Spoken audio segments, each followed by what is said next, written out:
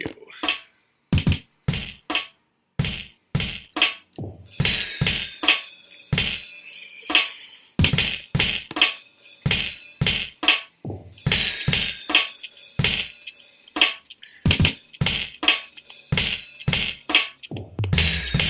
Well, hello everyone, and welcome to Agree or Disagree, the podcast. It is Kevin Olenek. This is the controversial podcast that forces you to think differently, pushes you to think differently, and connects you with your community. You, of course, can find me on Facebook. Add me as a friend, Kevin Olenek. Follow me on Twitter at KEBOLE, SoundCloud.com, KEBOLE. Find other podcasts, Spreaker at KEBOLE. Also follow me on Instagram, KEBOLE, as well as YouTube. Subscribe to my YouTube channel, Kevin Olenek. And you probably are looking outside right now, and the sky is blue. The weather is great. You're probably thinking about having a barbecue, or about to have a barbecue, or you're about to go to the beach, or maybe you've been to Stampede. And you're in summer mode, and it's a time to just relax, to clear your mind. It's time to refresh, time to be clear. All things that are very mentally healthy. But for some, maybe you're still thinking in the back of your head, we are 7 weeks away from getting back to school. We're going to go back to the job. New grades, transition, kids or even yourself or your spouse or someone is transitioning to a new part of their life. And there's a bit of anxiety still sitting in the back there while you're relaxing. Or for others, while yes, it's beautiful outside and we're all enjoying it, you are currently dealing with anxiety, stress, and depression. There may be a number of reasons why, and you know what? It's okay, because you're not alone. Our guest today can relate. After years of battling crippling anxiety, depression, and an obsessive-compulsive disorder, Alicya Perreault found herself at a crossroad. She could either accept things as they were and continue on the same path, or she could find another way through and fight it. She chose to fight. Part memoir and part self-help, she wrote a book called Taming Crazy, Confessions and Lessons, which is a journey of strength, vulnerability, courage, and laughter. Told with humor, truth, and the occasional swear word, she shares the lessons she learned. She shares the lessons she learned in her quest to climb out of the rabbit hole once and for all, often with hilarious results. This book is an honest, raw portrayal of how paralyzing anxiety, OCD, and depression can affect daily life. And most importantly, it is a story of hope. And she joins us now. Welcome. Thank you, Kevin. It's a pleasure to be here. Yes, and we must tell everyone that this is, in your life, this is the first time you have ever done a podcast. I feel honored that I'm your first podcast. Yes, well, because of crippling anxiety and climbing out of the rabbit hole, this is my first. I'm doing a lot of firsts lately. Oh, good. Well, I'm glad. I want to start with something that you wrote on your About page. I'm going to read this again. I used to think I had life figured out. I'd raised a family, had a loving husband, and a successful career. From the outside, I looked like I had it all. On the inside, it was a different story. It became harder to ignore the negative thoughts and emotions that I'd always successfully managed to push down deep inside. I didn't realize that my worry, fear, and crippling anxiety had gotten worse and were now controlling my life. Paralyzed by worry, self-doubt, and anxiety, I knew I had to do something. Today, I am anxiety-free. I no longer live my life consumed by worry and anxiety, and I'm living my life authentically, and I no longer put on a mask to face the world. I no longer fall apart behind closed doors. I am who I am and make no apologies. What you see, ... is me. So what does, kind of tell us from your perspective, what does that look like to you? Well, I used to think that the older you got, the more you figured life out and things would be okay. But for me, what started out as just total worrying all the time, worrying about everything. And it became to a point where it was so crippling that I couldn't leave my house. And I remember walking out of a psychologist's office one day thinking that I'd had enough. And I knew that nobody was coming to save me. But like from the outside looking in, I had everything. And that's part of the guilt and the shame as well, is that I had no reason to feel like I did. And I think that's the problem with a lot of anxiety and depression sufferers, is that there's no logical reason to suffer. So then we hide it and we don't ask for help. And I think, when you come to a crossroads where you decide that you really need to do something, you can take two paths. You can either accept it and just continue on, or you could just do something about it. And I decided that I was going to do everything in my power to change the way I was living. And that's what I did. It's interesting what you said there. It's because, in the introduction, and even as we're both sitting, you're in Calgary, I'm here in Kamloops, and we're probably both looking outside as we're recording this, and there's not a single cloud in the skies, but there's smoke sort of to the northeast of me, or northeast of me here. But we're living in a world where there's a lot of things that should make us happy. Stampede's currently going on. Everyone is having a good time. It's summer. It's time off. It's time to relax. Everything in this world, in the peripheral view, is perfect. And it almost feels, I wonder, is that worry or that hiding, was there a fear of judgment in that you're feeling differently than what you, and I'm using air quotes here, what you should feel? Well, and I think that's a big part of it, is that I should have been, happy. I mean, I've learned a lot about happiness over the course of the past 5 years, but, at the time, I had everything in my life that I needed to be happy. But I think I suffered from anxiety my whole life, and it just became worse and worse. And then part of the worry, I have OCD as well, which doesn't take the form of physical compulsions or obsessions, but they were a thought process that I could never get out of. So I would take one thought and it would just become all consuming, like where you're not sleeping at night. So, I used to laugh and say I was a world-class worrier, and that I could, if worry was an Olympic event, I would have hit the podium every time in both Winter and Summer Olympics. And I have dual citizenship, so I could compete for two countries. That's how bad the worrying was.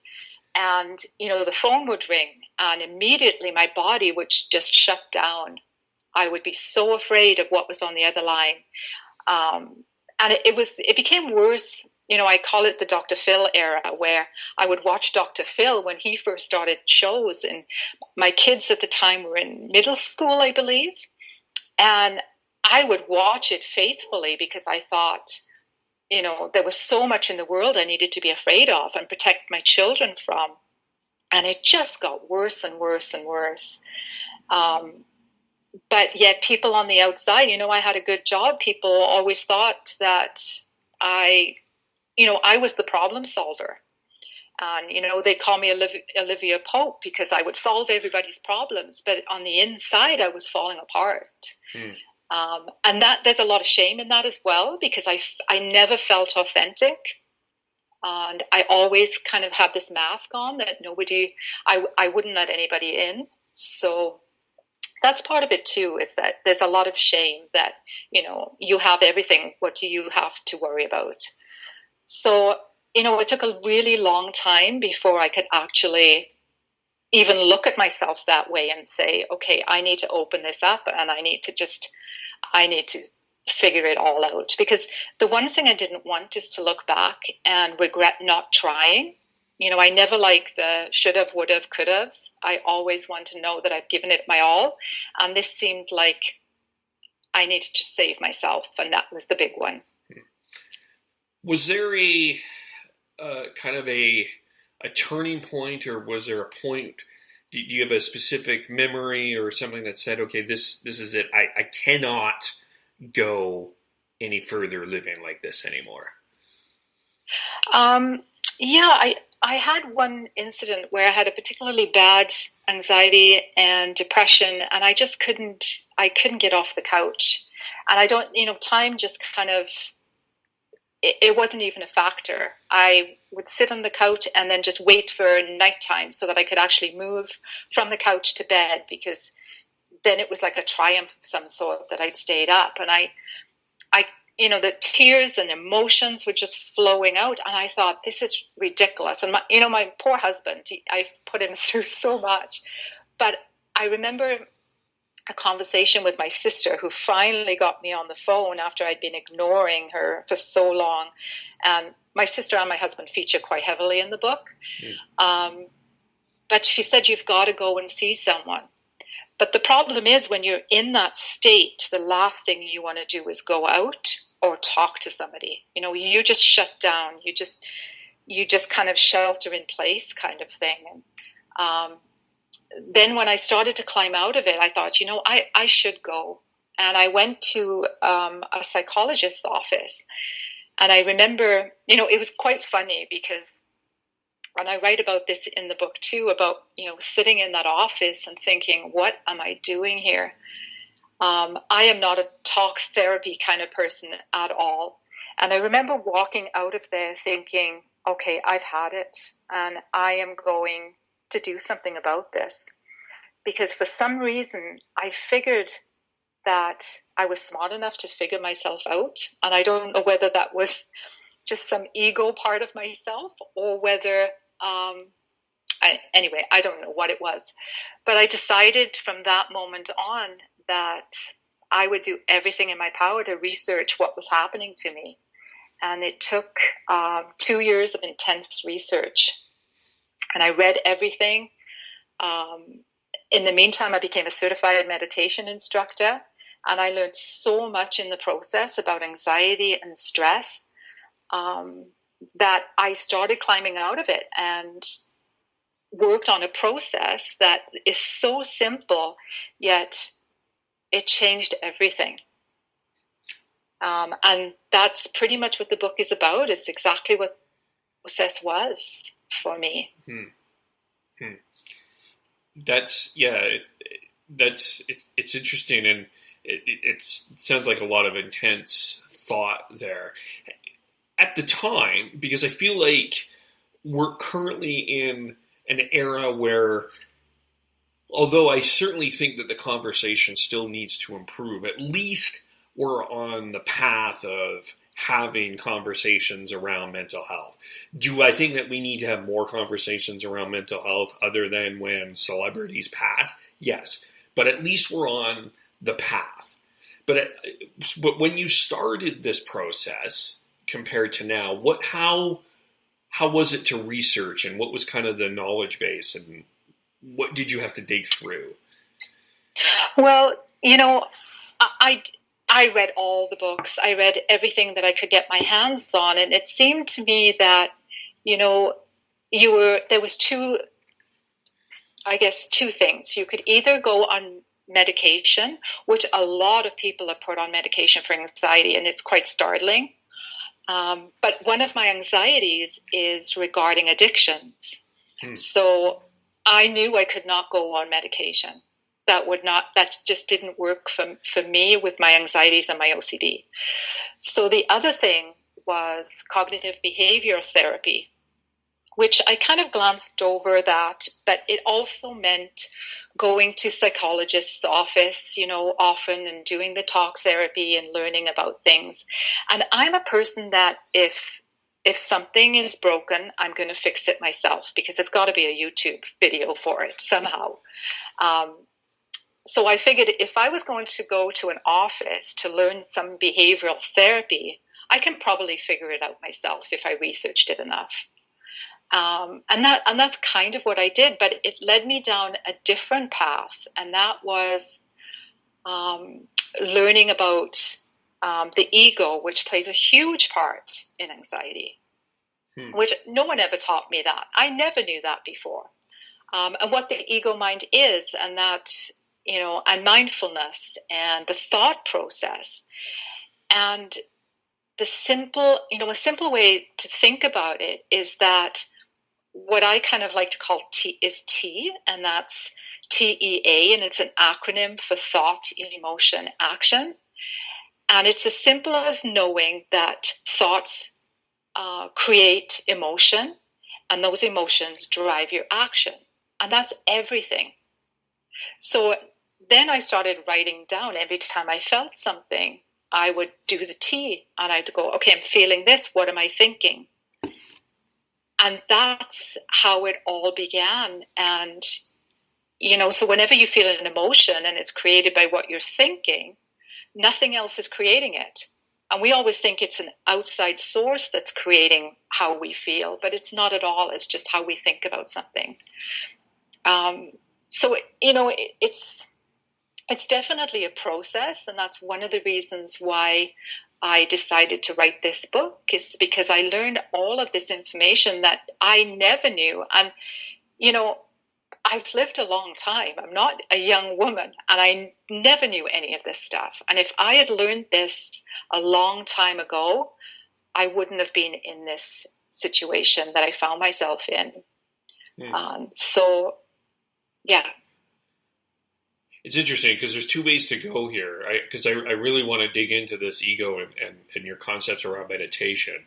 But I also think, what you're talking there about is if you would have learned this a long time ago, it really does speak to where we need to go, I guess, in terms of conversation and what we need to know around mental health. And still a lot of the work that needs to be done, because there are people that are younger than us that are going to be listening to this podcast, hopefully, that have some questions. And do we have answers? Are we do we know what we're getting into? Is there enough support out there, kind of thing? You know what I mean? I think we've come a long way. I do think that we're kind of on the right track, but I still think that, most people that are dealing with anxiety will go to their doctor and they will get medication. And I strongly believe that that's not the first thing we should go to. I just read something the other day that said that 63% of people under the age of 33 are at a high risk for mental health issues. And that's 63%. And anxiety is the most common mental health concern in the world. But what about all the people that are not part of that statistic, like I was? And if all of these young people are already suffering anxiety and they become parents, and generally anxious parents quite often raise anxious children. And I just, I can just see the rates skyrocketing, and we have to find another way to think through. I have a lot to say on it, which is why I kind of wrote the book, is because people kept asking me how I changed the way I think about it and how I manage my anxiety. But it's not an easy, little email or little post answer. It's a process, and it's kind of difficult to explain. But when you see the process and you understand the whys before the hows, then it makes sense. And that's why I think a book is the best solution, because it kind of takes you through.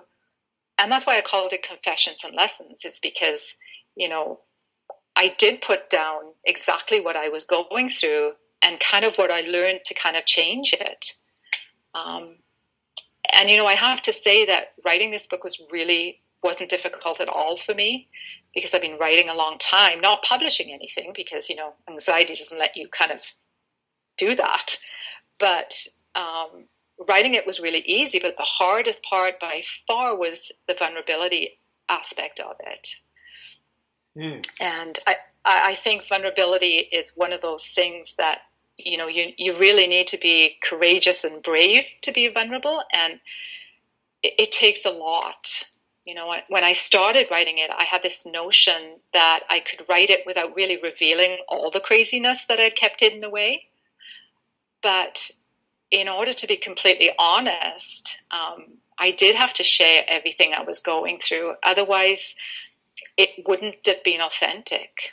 And vulnerability is really, really hard, and it's painful, especially for anxiety sufferers, because we're so used to putting on a mask before we go out in the world. And if you've spent your whole life behind this safe, protective coating, it's really hard to step out from behind it. It's like standing in the middle of a room naked and then trusting that you're not going to crumble. It's still something I struggle with, but I find the more vulnerable you are with other people, the more likely they are and comfortable enough to share their own stories. So it was really the hardest part, but it's also been the best part. So how, since you have written a book and since it's been published, and actually before I ask that, let's take the turn here and go through getting through that publishing part. Tell us how that felt for you. Tell us, and you said that it was easy to write the book, and you've written other books, but it was easy to write this book, but the hard part was getting to this point of publishing. So tell us a little bit about how you overcame and were able to walk through that challenge and get to where you are now. Well, I started the process of managing my anxiety possibly, I think, about 5 years ago now. And it became easier and easier because now so this is hard to explain, but anxiety to me is an end game emotion. Okay. And it's the same as stress. So anxiety and stress are the result of ignoring all the other emotions that come before it, right? So we're so used to ignoring everything of how we're feeling, and we push emotions aside and we bury them. And if you've done that for long enough, if you've done that for years, it's easy to go from feeling something and then getting anxiety right away. But I was so far removed from that I no longer actually got to the point of anxiety anymore. So as soon as I started feeling something, that gnawing sensation in the pit of my stomach, which I think a lot of people can relate to, that is always the first emotion that shows up for me. And that emotion is usually worry. And you have to label that first emotion. And once you get used to feeling it in your body, you know it right away. Like, you don't even have to think about it.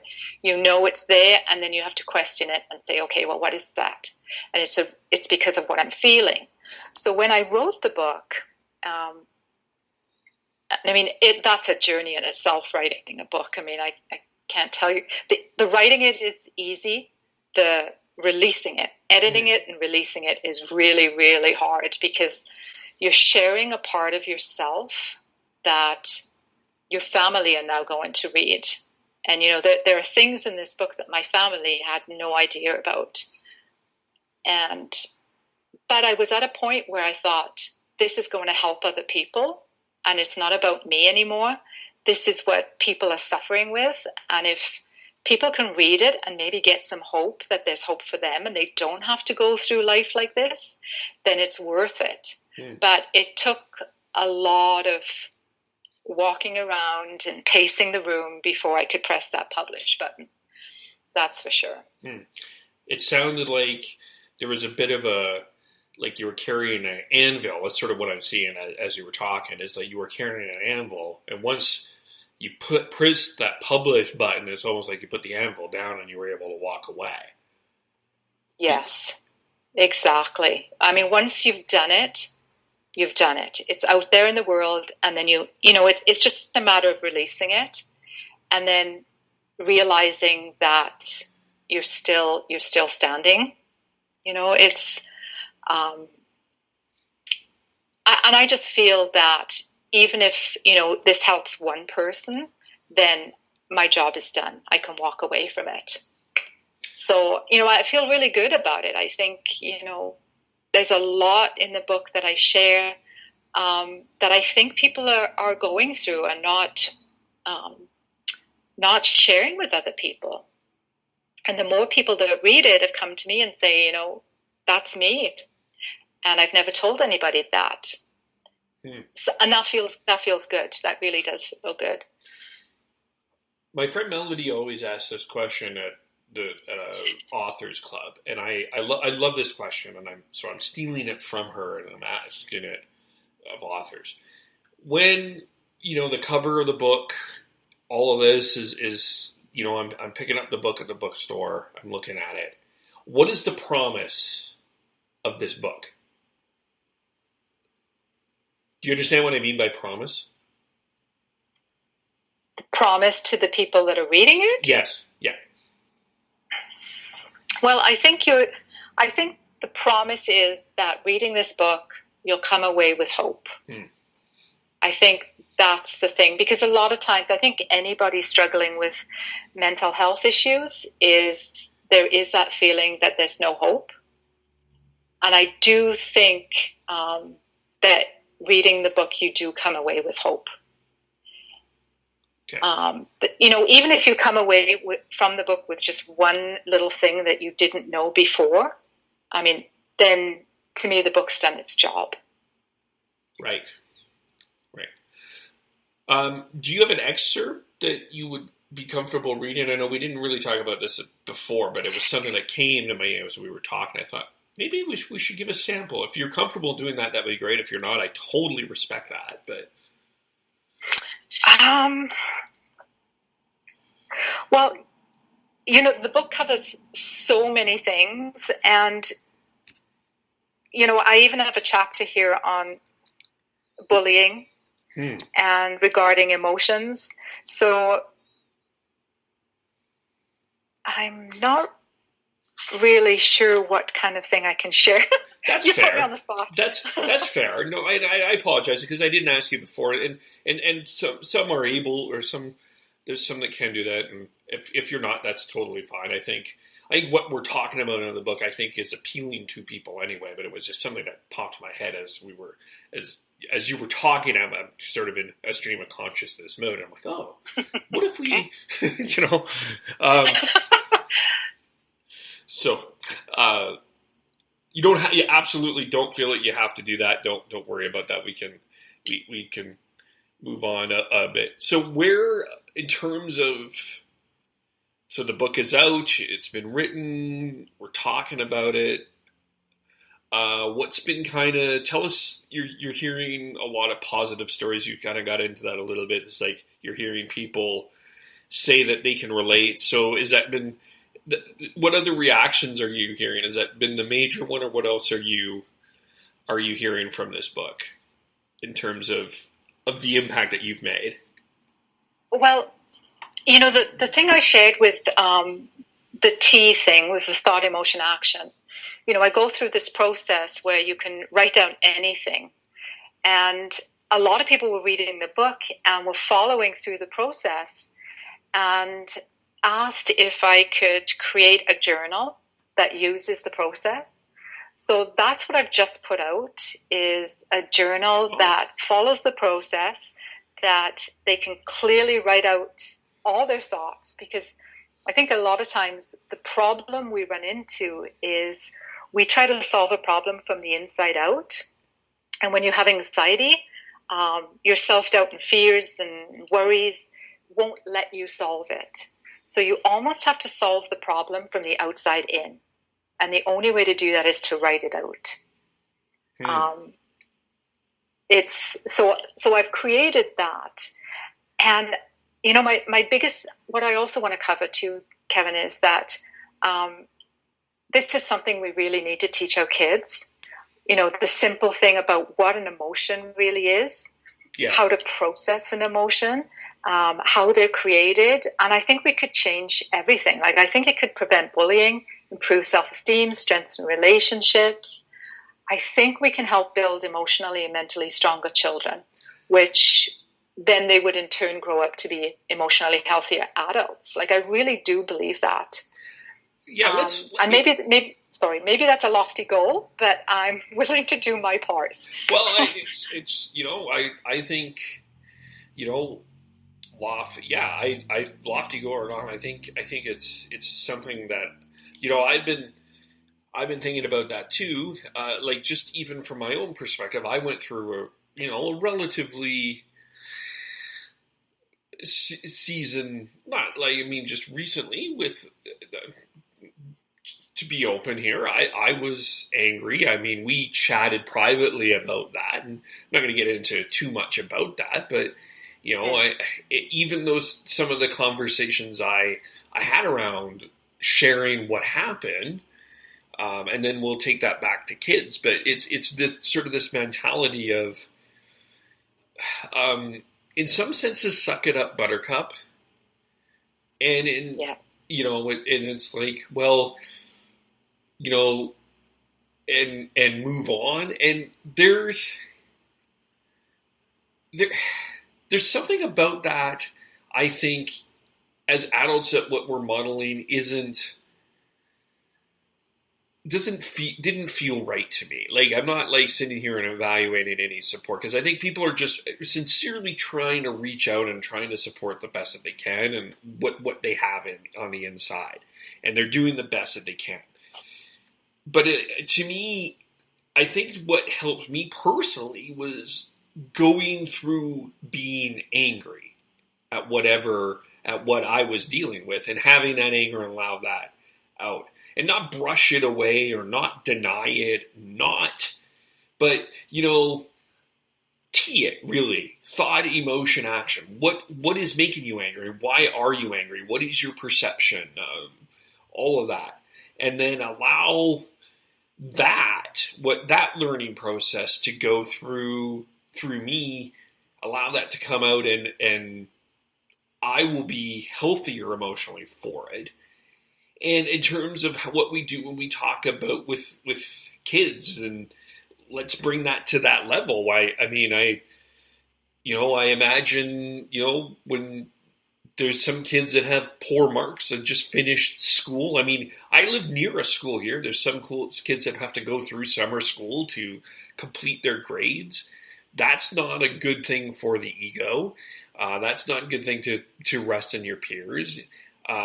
There's, so many other things: looks, weight, image, success, failure, what your parents do or don't do, what your parents have done or don't done, that has an impact on the way that kids socialize with each other. And what we model as adults, I think, does reflect on what we're modeling as children. And for us to expect anything different from children when we're not modeling that same behavior, I think we're doing a disservice. Maybe am I rambling? I'm wrong, but you can tell me. No, I totally agree with that. I think that, even for myself, growing up, I'm British, and we have this thing where, you keep a stiff upper lip and never let them see you sweat. So any kind of emotion was something that you just push down. I mean, for me, you push them down as far down as you can, and you can cover them in chocolate. You can do whatever you want to do, but you keep them down there. And you never process them. I mean, we were never taught how to process emotions, but then neither were our parents. So how would they even teach us that? So, it's living with that. Eventually when you have all these emotions that you've pushed down and stuffed down there, it's like trying to hold a beach ball underwater. Eventually it just pops to the surface, and usually at the worst time possible. But what you said about, dealing with anger, that's exactly what, we should be teaching. And especially for men, I think men have a harder time dealing with emotions, and we need to stop that. It's not a gender specific thing. Everybody should learn how to deal with an emotion. And not all of us have the same emotions. We don't all think the same way. But if we knew, that it's okay to feel that emotion, it's just not okay to live there. Yeah. And emotional pain is inevitable. We all suffer emotional pain, but emotional suffering is actually a choice.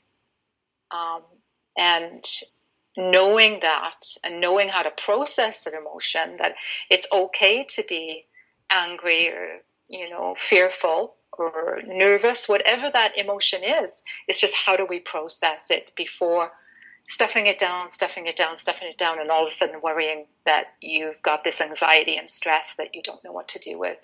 Yeah. So, I think the biggest thing is if we could teach kids, if we could teach adults what an emotion is and how to deal with it, then they could teach their children. I mean, even learning this now, I've gone back, my sons are adults, and, I've gone back and I've said, this is what it is, and I want you to know this information. And they've taken it to heart. And I mean, they're men, and they now know how to deal with every emotion that shows up. And I can even see a difference in them. So it's important. Yeah. And in terms of bullying,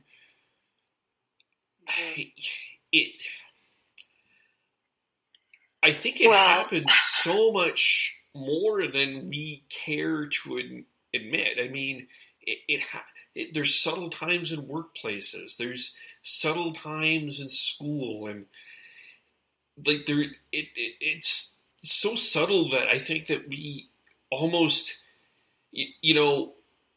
there's a lot of places and a lot of workplaces that I think it's just we're hearing, well, that's just ... like the way it is. And it's almost like it's gotten to the point that we've accepted this as part of our life. And, just like the Me Too movement, it almost has to be like, there has to be a burst to that point. Like you talked about, like we're trying to keep the beach ball in the water, and it's just not going to happen. And I think at some point this stuff it comes out. And it's not going to come out in a very healthy way. It's going to come out in an explosive way in a lot of ways, because we can, as humans, there's only so much that we can take in here. Inside, it just comes out. Well, absolutely. And I think, the one chapter that I wrote in the book about bullying, I mean, it's kind of a standalone chapter where it's something that happened to a childhood friend of mine, and how he transformed from this sweet, loving boy to ending up to be a very bad, a bully. And it was just a process that he kind of went to. I mean, there's no excuse for bullying, but there's always an explanation. And I just think that with bullies, they just don't know how to deal with their emotional pain. Quite often they're carrying a lot of pain around with them. And usually they are not as emotionally strong as the people they pick on. So we could talk all day about bullying. But I think that if we taught kids that emotional wellness and how to be emotionally strong, there's no way they could be bullied. So, it's, and like I said, maybe this is just a big lofty goal, but I can see it so plainly, it's in black and white, that if we dealt with the thoughts, emotions, actions, taught that to kids, then they knew that the way they feel is because of what they think, nothing else. Right. Quite often we blame how we feel on situations or other people. But it's not situations or people that make us feel a certain way. It's what we think about the situation or other people that make us feel that way. So if we can change the way we think about it, then it would change the way we feel about it. And that's part of the book too, is like what to do then once you've sorted out, what you're feeling, what you're thinking to create that feeling. Now what do you do? Well, you ask yourself these certain questions. And I usually pick two questions. And one of them is this true? Because most of what we think about is just based on assumption. Right. most of what we're thinking about to create any kind of negative emotion is based on assumptions, gossip, belief systems, whatever it is, but it's usually not true. And then if it's true, then the second question to ask is this my ego talking? And usually one of those questions will stop the emotion flat, because quite often it's your ego. And the ego is a whole nother chapter. Like, the ego is so fascinating. I've learned so much about the ego. I never thought I had one, but it's huge. I have a huge one. I think any person that has created something has an ego. Whether we want to admit it or not, I think we have one. So let's unpack what does the ego look like for you? Tell us a little bit about what you've learned about the ego. Oh, it's a complicated process, but if you look at it simply as,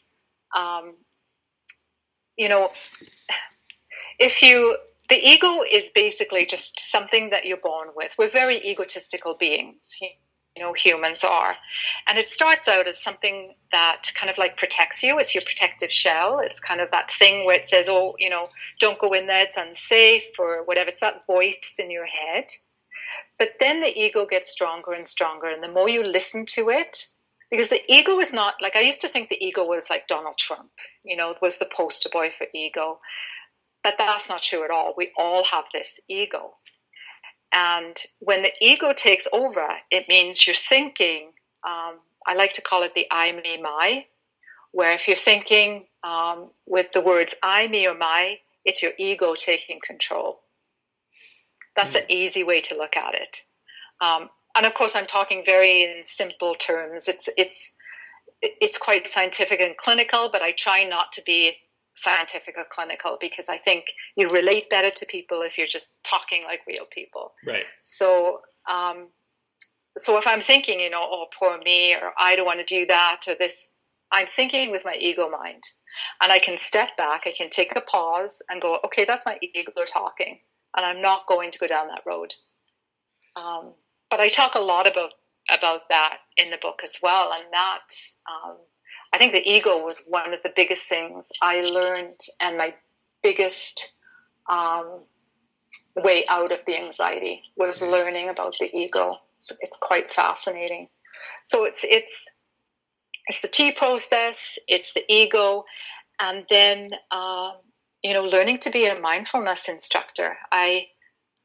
And that started out quite funny too, because I'm such a control freak, which a lot of anxiety sufferers are, that I couldn't just go and learn how to meditate. I had to be a meditation instructor. So I had to go and took a year to learn how to be an actual meditation instructor, because I couldn't trust that anybody would teach me the correct way. So that's how my mind works. So anyway, the mindfulness, and then just being, what it actually means is being able to see things as they really are, instead of surrounding them with assumptions or beliefs. Staying present, that's huge too. So I just learned to question what I was thinking, and realizing that trying to think my way out of things wasn't going to help, and I just had to question everything.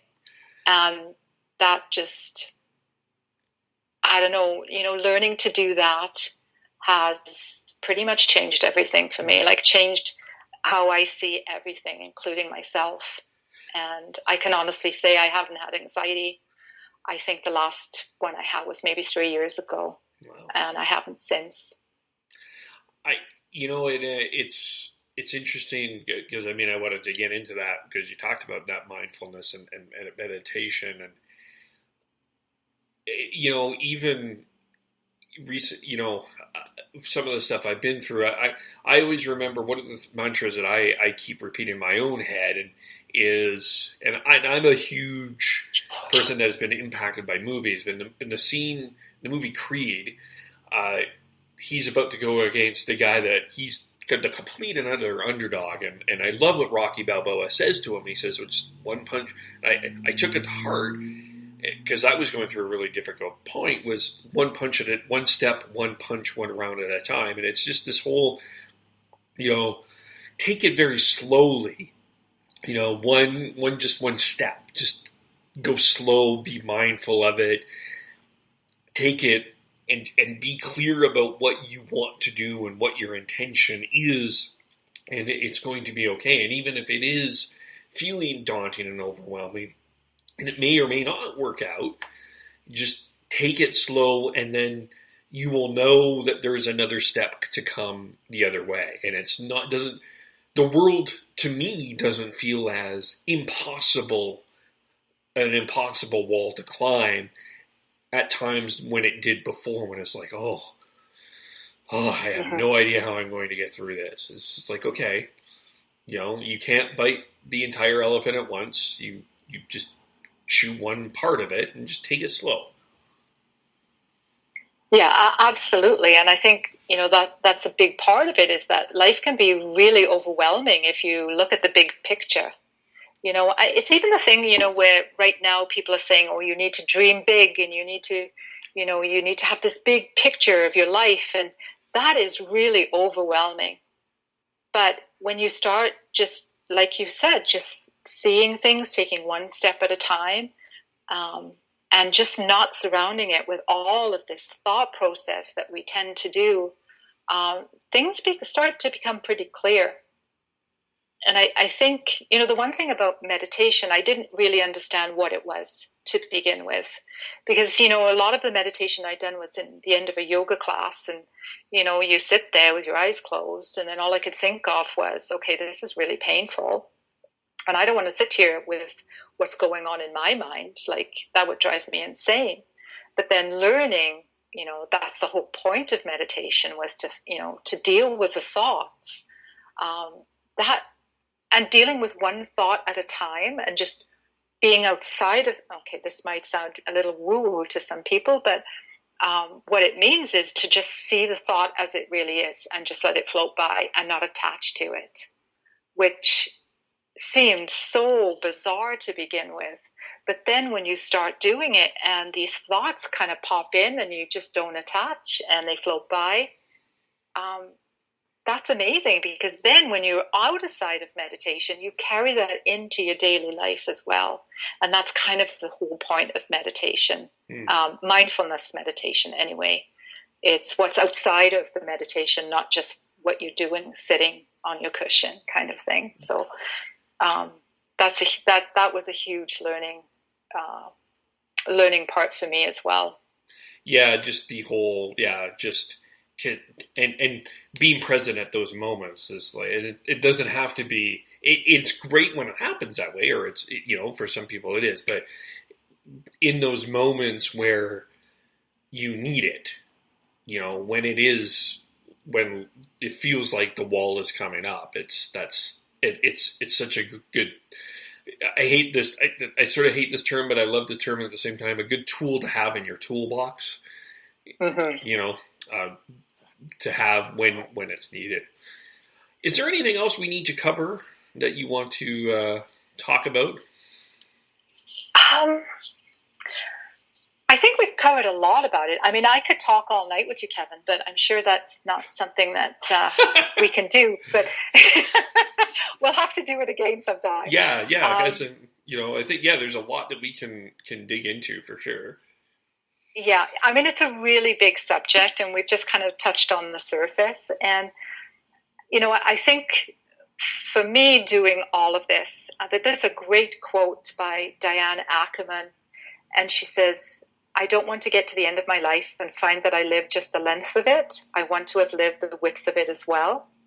And I really do keep that in mind, because, you know, a lot of times it's like, well, you just want to get through the day. But now it's like, there's so much life out of there. You know, there's so much life outside of my door that, I mean, I got to a point where I didn't even want to go across and check my mailbox because I might have to talk to a neighbor.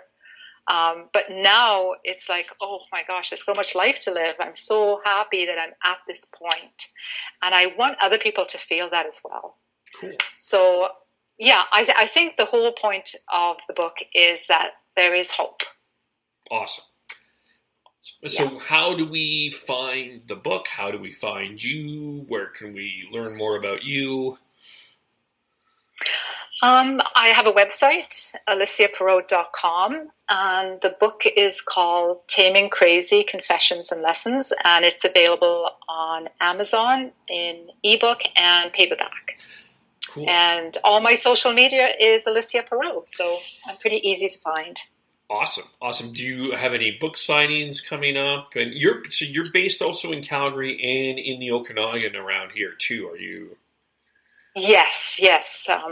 We're lucky enough to, we live in Inglewood in Calgary, which is like such an awesome place to live, but we also have a country place in the Okanagan. So when life gets a bit crazy, we go out there. Nice. I don't have any, I'm not really promoting the book like you should. I'm not doing anything like they tell you're supposed to do. I just put the book out and just kind of word of mouth. I'll probably end up doing more marketing when I get back. I'm going to go to Europe for 3 weeks and just release, let the book go out of my head and then come back see what I'll go from there. Okay. I'm not quite sure. Cool. But if anybody wanted to email me, I'll answer any questions or anything. And that's just alicyaperreault@gmail.com, or just go on my website and I'll answer any questions. Yeah, one of these times, I'm going to be doing this a little bit more, but Facebook Live I've been wanting to do that a little bit more, of sort of like getting that more interaction in there. But for a lot of people too, we didn't talk about that, and I'm not going to throw that on you. And this was the first time that you've gone on there, and I must say you've done very well. So thank you. It was so scary. See, we didn't want to put you on a spot in a live situation where we got a recorded situation. And next time if you're comfortable, we can do a Facebook Live, and then people, if they have questions, we can interact with them as well and go through that as well. So sure. Yeah. Of course, with me, you can follow me at KVOLE. Find me as a friend on Facebook, Kevin Olenek. You can like, agree, or disagree the podcast on Facebook as well. Spreaker.com, KEVOLE, tongue-tied. SoundCloud.com, KEVOLE. Subscribe on YouTube, also on Instagram as well, KEVOLE. It was great to chat with you. It was my pleasure. Thank you so much. Yes, and thank you. Yes. Great conversation. We will talk to everyone else very soon. Bye for now.